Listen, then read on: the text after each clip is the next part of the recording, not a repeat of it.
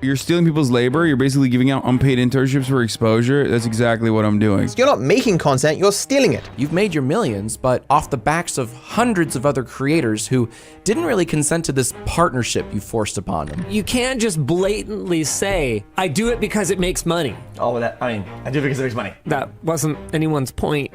Their point was that that's someone else's money. Well, I do it because it's somebody else's money. This is textbook freebooting.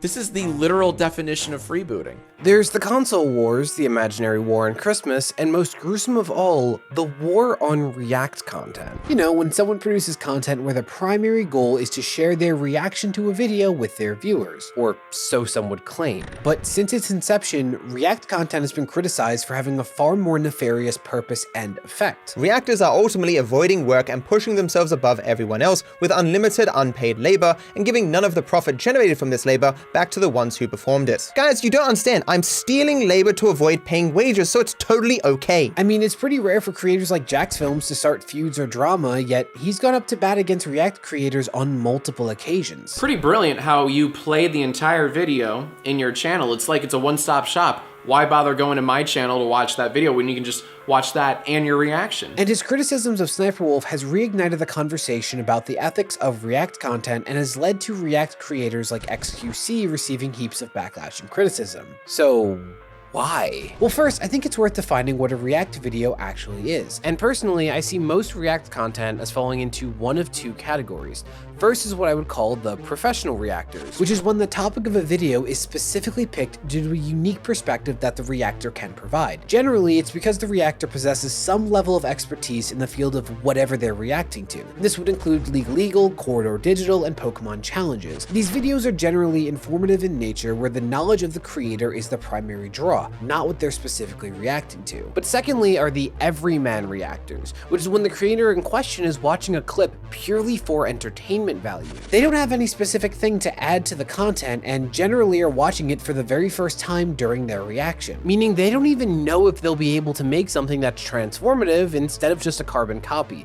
And I make that distinction because I do not think the two types are equal. And I want to focus on what I think is by far the most egregious and controversial type of React content, which is Everyman reactions on YouTube. Because more often than not, this involves a creator uploading someone else's content in its entirety to YouTube, regardless of if they're able to contribute to it. See, when content is in some way derivative of someone else's work, it legally and ethically should be transformative, which is just a way of saying that after watching someone's commentary or reaction to a piece of content, there should still be value in watching the original. You as the reactor can't just make a one-stop shop where you cut out the original creator and replace the experience of watching them. And most Everyman reactors aren't doing that, especially on YouTube. Maybe while they play a video in its entirety, they'll say the occasional, "That's wild," but the reactor doesn't concern themselves with substance. For example, you recently had a video uploaded by the channel Lemino that totaled an hour and 38 minutes in runtime. 98 minutes of content, every second of which had to be researched, written, recorded, edited, and animated. That is a full-on documentary that took months to produce, right? Yeah, xQc uploaded a reaction where he watches the video in its entirety. And xQc's video, it's only 15 minutes longer than the original upload, meaning at least 86% of xQc's video is just re-uploading the documentary. So imagine the hundreds of hours of labor that went into producing that high-quality piece of content for the Lemino channel. Now, in exchange for just 15 minutes of xQc's time, he was able to produce a video of the same exact quality plus whatever entertainment value his reacting might provide. So wait, 99% of the work for xQc's video was done by Lemino, yet xQc gets to keep all of the money his video makes. And that doesn't even mention the fact that this helped fill in 2 hours of his stream.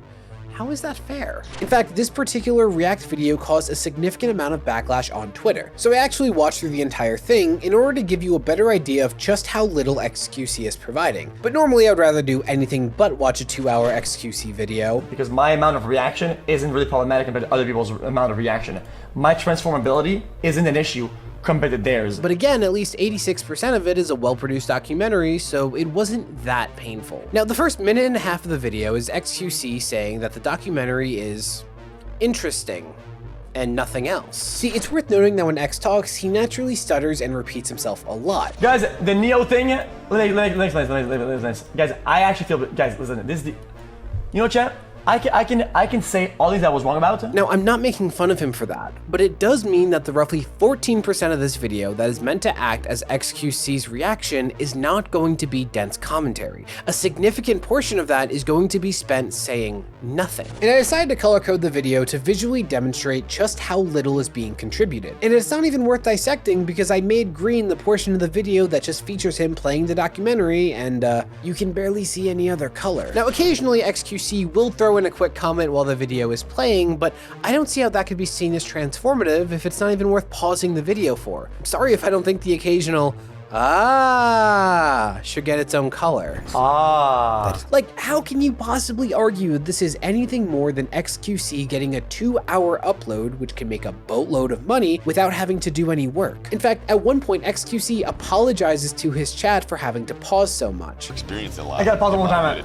Yeah. As mentioned at the beginning. I got pause last time. Okay, I promise. If he sees pausing as a bad thing, then how on earth can you even try to argue that he's making something transformative? And at another point, X asks the following question. Chat, what was the color of the 2 black dudes in this frame before? What was the color of their shirts? Yeah, he's referring to this still, where there were 3 guys and the photos were black and white, meaning no one would know the colors of their shirts. Yeah, maybe you can see why I'm being a little critical of his commentary when he's not even paying attention. And with this topic, the AdSense being stolen by the reactors is a major point of criticism against this practice. But according to xQc, that money isn't his primary motivator. In fact, bringing up that money makes you small-minded, says the f***ing millionaire.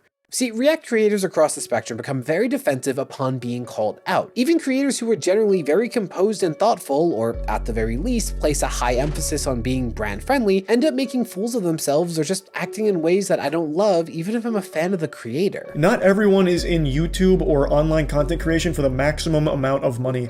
Maybe it's different with Dark Viper, and that's why he's always so fixated on the money aspect of things. I took a bit of an L+ ratio here. There's a lot of things that I got wrong. See, Twitter, I refuse to call it X, recently saw an increase in people criticizing React content, particularly xQc. And he's responded to this with kind of a series of tantrums. Like I said, he had taken to Twitter to say anyone who brought up money while discussing his exploitation of other creators was small-minded, completely oblivious to the fact that while hundreds of thousands of views a day may be pocket change to him, that's more than enough for most people to make a comfortable living. Also, it's absolutely about the money because he's making videos to promote his streams where he makes money. So congrats on not caring about the AdSense directly, I guess? Like, imagine being so condescending and thinking so highly of yourself for coming up with the brilliant idea to make YouTube videos to promote your stream, which literally every streamer does. He was also called out for a reaction during his stream where he immediately walks away and lets someone else's video just keep playing. See, that way xQc can keep making money during his stream without even having to be in the room. And then when he comes back, well, he handles the situation with the grace and maturity we've come to expect from him. Lack of react. The lack of react. Boom! Metal pipes, cement, football, goal at the back.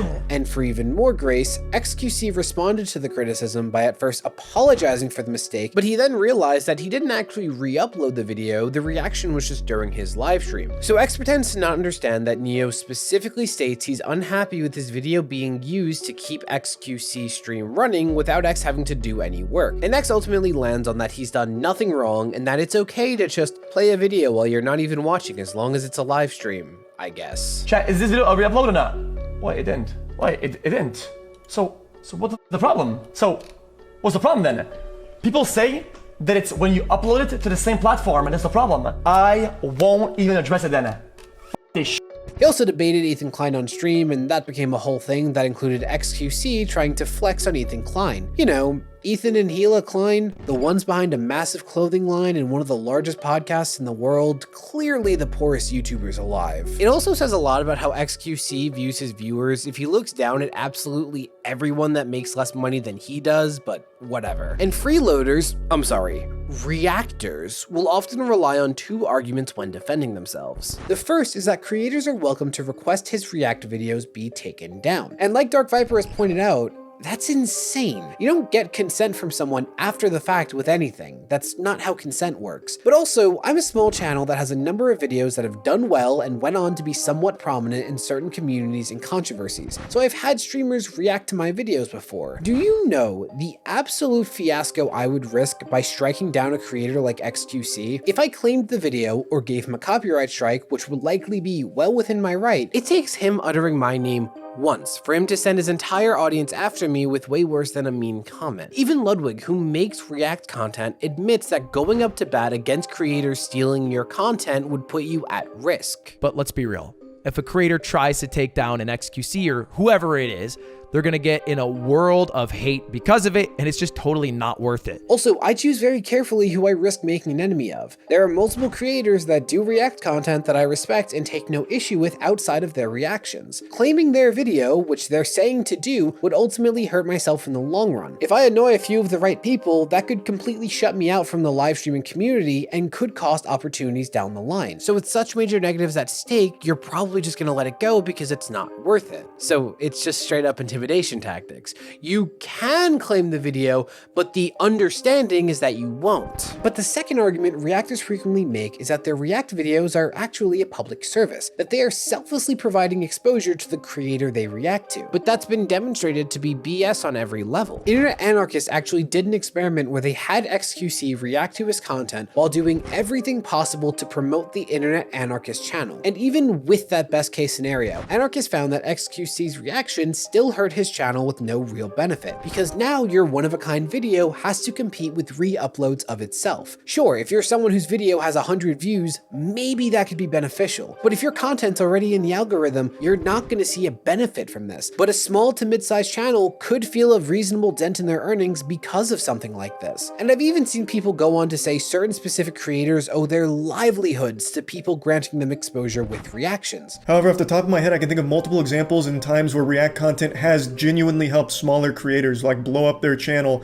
My channel, I'm the perfect example of it. My channel literally got kickstarted because of Ray William Johnson reacting to my QWOP video in 2010. Without that happening, I probably wouldn't have this channel right now. I wouldn't be anywhere near the position I'm in right now if not for that reactor. But they're just highlighting those few examples in order to distract from the thousands and thousands of creators who have had their work exploited and lose money as a result. While specific individuals may be worse off, the creator ecosystem as a whole would largely benefit from reactors just stopping. Like, shoutouts can be helpful for creators. Those can be huge, but if no creator ever shouted out a smaller channel, do you really think no one would ever come up again? Because while a React video's 500,000 potential views may not all go directly to whatever creator is being reacted to, they would go to other creators, the ones making original content worth re-uploading. If someone's video is a 98% in quality after working on it for 60 hours, and xQc provides a bare bones reaction that adds just enough entertainment to fill in the last 2%, why does he deserve to have a video that's at 100% quality, because it's inherently better than the original video thanks to his contribution, where he only has to provide 2% of the value, all while making it so the original creator now has to compete with re-uploads of their own video, all while being either afraid or unable to do anything in order to fix it? That's insane to justify. Though I've mentioned the creator Dark Viper a couple of times, and I should specify why. See, there are two creators that I have personally observed to take the most hardline stance against React content. DarkViperAU with an extensive video essay / rant series on the topic, and Jacksfilms, who has made multiple sketches, parodies, and rants aimed at this topic over the years. I highly recommend Viper's series if you really want to get into the weeds of this issue across numerous platforms, and Jack's videos on this are all funny and insightful, links below. But those two names might sound strange for me to bring up, as neither is particularly controversial or known for getting involved in typical YouTuber drama, certainly not for starting it. Well, I want to talk about Jack's most recent comments on React content, because Jack has previously spoken out on the cycle of a creator putting countless hours into a video just for someone to basically steal it and siphon views from them. I really like the part where you played my video in its entirety and then didn't really react to it, just kind of sat there. I also like the part where you added virtually no insight, you just kind of rambled on for about 5 minutes and missed the point entirely. And recently, that's included him setting aim at SniperWolf, one of the largest creators on YouTube and somewhat of a golden child for the platform. See, SniperWolf's videos are entirely TikTok reactions. That's all she does really, at least on her main channel. And Jacksfilms has come out and stated that he didn't approve of such low effort and exploitative content, making SniperWolf a fortune. You know the phrase work smarter, not harder?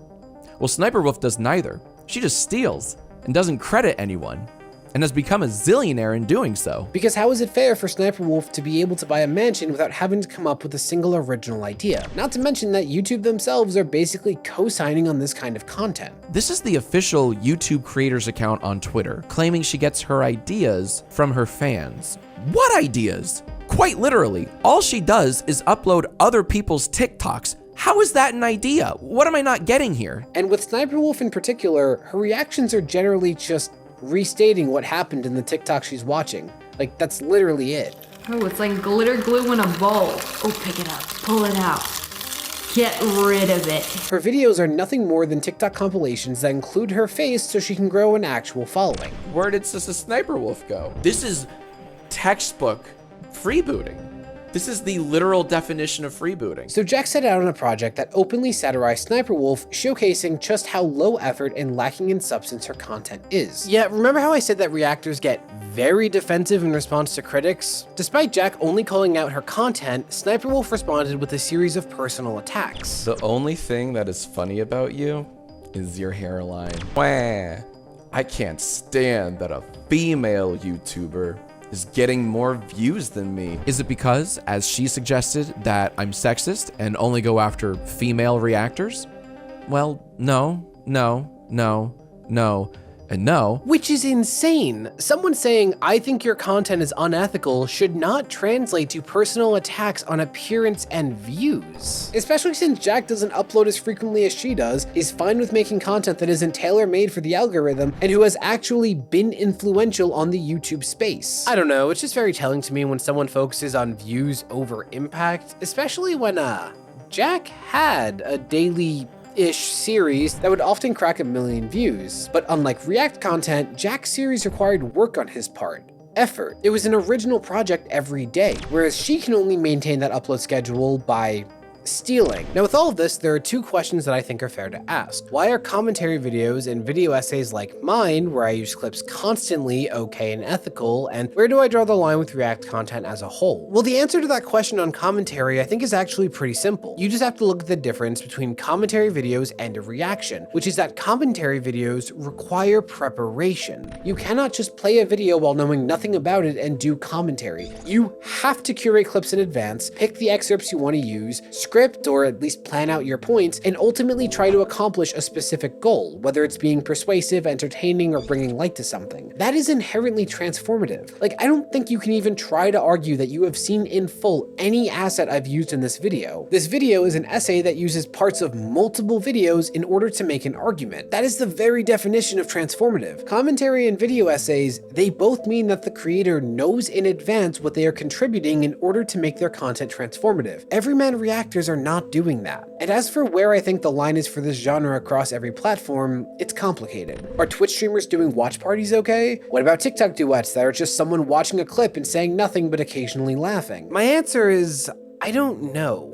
One, I don't know those platforms nearly as well as I do YouTube, so I'll stay in my lane. And two, that would make this video like an hour long, and no. But DarkViperAU series that I mentioned makes a lot of interesting points about the harmful effects of React streamers on the Twitch and live streaming ecosystem, so I would strongly recommend checking it out for his take as an actual streamer. With all that said, I think for YouTube, where the line should be is at the very least before the point of blatant theft. I really do think professionals reacting to videos do have their place and usually are transformative as they turn something made for entertainment into something informative. Like here, I did the same color-coded exercise for a random VFX artist React clip. Notice the difference between that and an xQc reaction? But what YouTube is comfortable with letting creators like xQc and SniperWolf get away with, where they are fully indifferent to their ability to transform the content in any way, not only should that not be monetizable, but YouTube desperately needs to do something in order to stop putting the burden on their small and mid-sized creators like they always do. But maybe I'm missing out on some easy money, so I'd like to show you my debut React video, titled Watching xQc Until I Become Convinced That the Canadian Education System Ain't Much Better Than What We Got Here.